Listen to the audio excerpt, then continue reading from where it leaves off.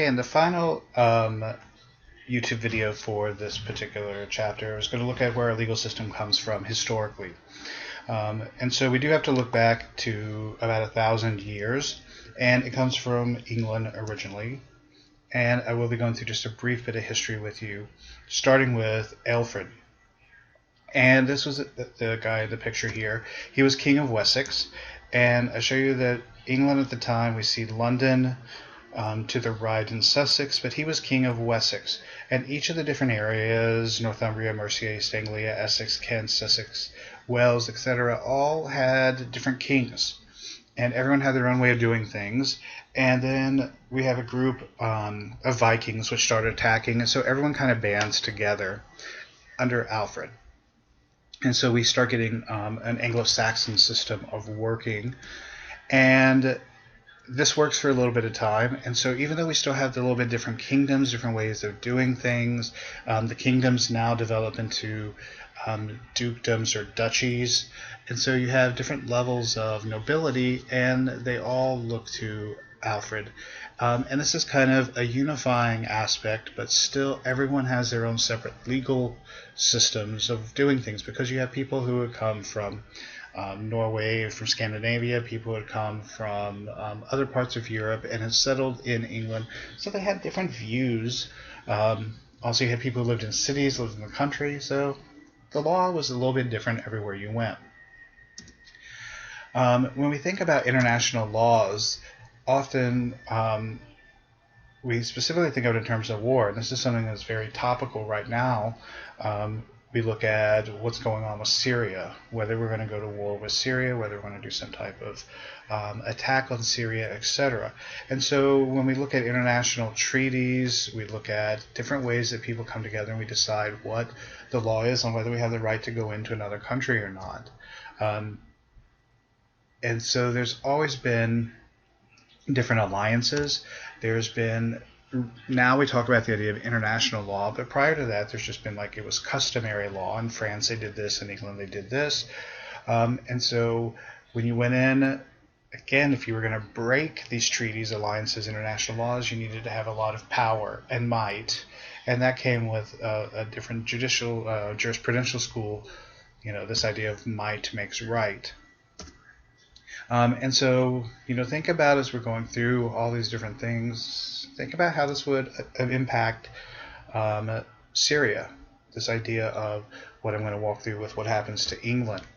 So we have to go back to 1066. This is an important date in American history. I know that sounds kind of odd to say because we won't exist for 700 more years, but it is an important year because a lot of the foundations of our system, of our country, are now being planted. And it happens with the Norman conquest. So what happened? We have basically a guy from France who decides he's going to be King of England. That's it in a nutshell. And why did he decide this? So we have to look through a couple of different things. This guy was named William of Normandy. Why does he come and invade England? A little bit of background. We have these different groups in England. Again, we have Alfred, who's just come to power, not even been there for 200 years. I mean, this idea of one unified king. So things were a little bit wonky. People had a lot of individual power. These dukes, these earls, different people throughout these different areas. And so instead of this idea that, well, you just appointed someone when you die, or your child just automatically became king, there was a different system in place that is an important aspect. Edward had no kids, so there wasn't even this idea that he would, train his kids to grow up and become the king. Then there was someone that he was close to, this guy named Harold Godwinson. On his deathbed, supposedly Edward tells the herald, I want you to become king. This influences the influential group of men who belonged to something called the Wittenagemot. The Wittenagemot was these different nobles who elected the king. At this point, there was no inheriting the throne. The groups would get together and vote on who would be the best person to be their king, and they voted on Harold. And that's where we are. He's crowned king. However, other people thought they should be king. we have William, Duke of Normandy. He says that not only had Edward promised him the throne, so earlier than Edward said Harold should get it, also this Harold, who was close to Edward, was sent back and forth between France and England, and he was shipwrecked. And when he was taken in and given shelter by William, some often say that he was imprisoned by William. William says Harold told him, "Oh yeah, you get to be king as well." So William thinks, hey, I was promised by the current king, the guy who looks like he's going to become king, so I'm going to become the king. Obviously, there's a lot of weaknesses in that. Kind of when you imprison someone and they sign over to you their rights, a little bit of an issue. But then, to complicate it, we have a third guy. We have the King of Norway, who felt like before Edward, it was all Norway and Denmark and the Vikings who were coming in and taking care of England, and so it should be the Vikings again. And so he attacks.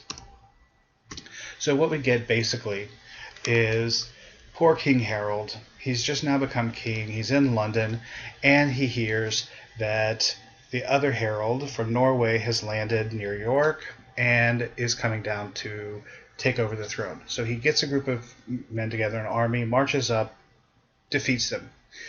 While he's up there, he finds out that William from Normandy, from France, has actually landed in the south of England and is coming to become king as well. So then his men have to march. They've now marched north, fought a battle, have to march south and fight another battle. So it's no surprise that they lost the Battle of Hastings.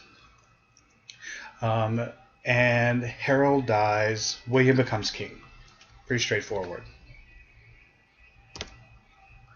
William, and we know what all happened with this because once he becomes king, William's wife and the ladies at court sew this huge tapestry, including some subtitles with Latin, etc., telling us exactly what happened in the battle, who was there, what happened when. So we have a really good idea of what happened historically.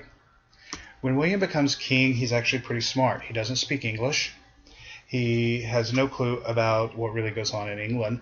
So instead of marching directly to London and saying, "I am your king," he basically takes 3 months, and he goes from village to village, from different places, makes a zigzag path, converts people along the way, says, "I'm now your king." If there's a little bit of an uprising, he stops it.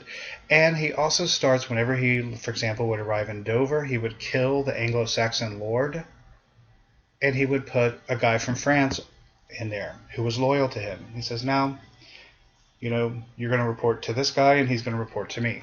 Obviously, the guy from France doesn't speak English, so that creates a little bit of an issue.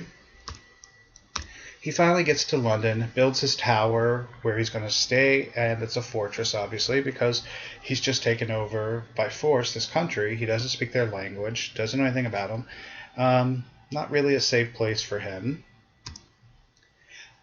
But one of the first things he wants to know is what's mine. And so I'm actually, because we're about 9 minutes into this one, I'm going to stop this here. Going to watch a short video that's 3 minutes long, and then we will finish up in the final part 4 of this chapter.